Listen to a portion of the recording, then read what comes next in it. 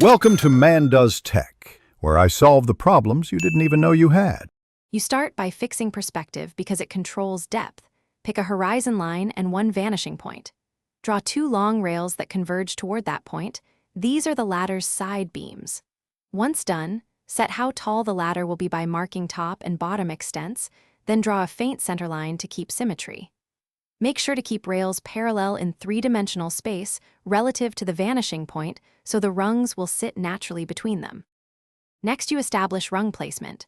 Project equally spaced marks along one rail toward the vanishing point, then transfer those projections across to the other rail so spacing shrinks correctly with distance. Draw each rung connecting corresponding marks, making them shorter as they recede.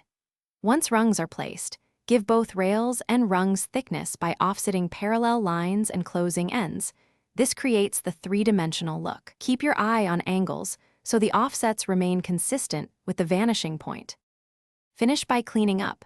Erase construction lines and reinforce the final edges so the ladder reads clearly. Add shading on the underside of each rung and the far rail according to a single light source. This reinforces depth and separates planes.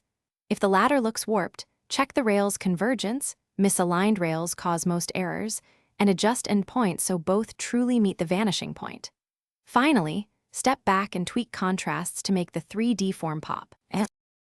Thanks for watching. If you found this helpful, don't forget to like and subscribe.